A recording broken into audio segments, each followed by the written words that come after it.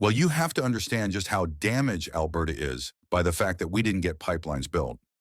If we had built Northern Gateway, we know that we have to have Indigenous ownership. And we've been very progressive on that. And Danielle Smith just announced a massive pipeline project teaming up with Saskatchewan, BC, and Manitoba to build a cross-country export corridor. With $3 billion in Indigenous equity and zero patience for Ottawa's delays, Alberta's charging forward. Oil is by far the most valuable export for Canada. Any of the project separation talk is rising, and Smith's making it clear the pipelines are coming with or without approval because their partners have been treating them fairly. So I think that this new spirit of collaboration is an important one, and I think that that's the best way. Danielle Smith just walked into the spotlight and dropped what might be Alberta's boldest pipeline plan yet. 1 million barrels per day straight from Alberta's oil sands to BC's northwest coast.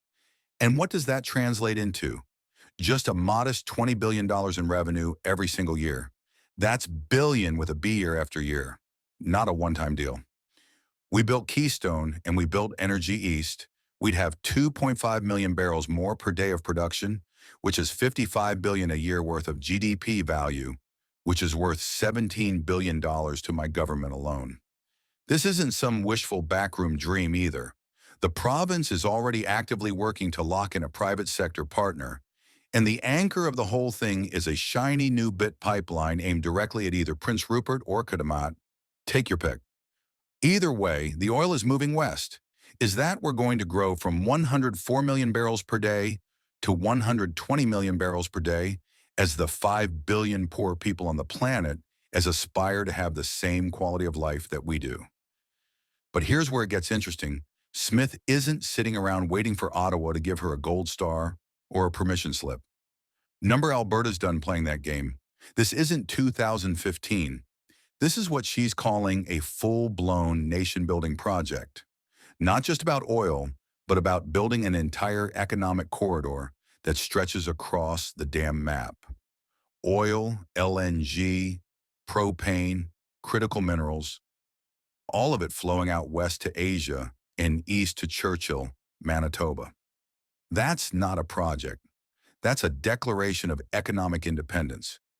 Any of the projects that you have that you will see on the ultimate list, I will tell you that a BMIN pipeline will be by far the greatest benefit to all of Canada.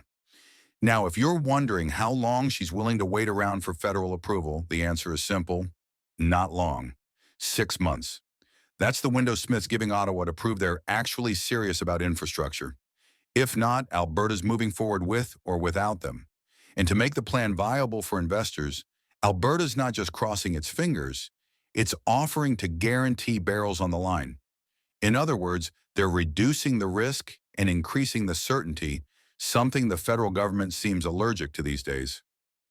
Also, yes, Bill C-69, the so-called No More Pipelines bill, is firmly on the chopping block in Alberta's eyes.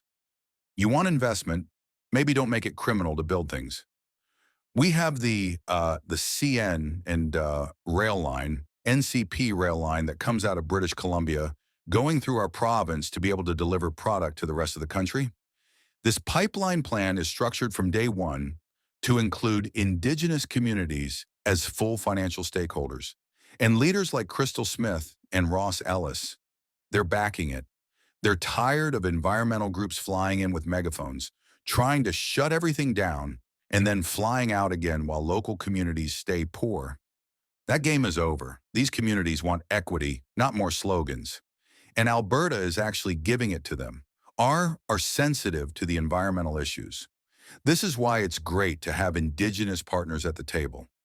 They can help with the routing and help it deal with the issues on the ground. So now let's talk about Hugh Ottawa's counteroffer, a $10 billion Indigenous loan guarantee program that's stuck in bureaucracy so thick it makes a mortgage application look like a postcard. This was today's important update. We want to make it absolutely clear that our videos never include any kind of misinformation. Canadian Nexus is dedicated to bringing you verified and trustworthy news from across Canada, from politics to society and everything in between. If you value truth and facts, you're in the right place. If you enjoyed the video, please like, share your thoughts in the comments, and don't forget to subscribe to the Canadian Nexus channel. Thank you.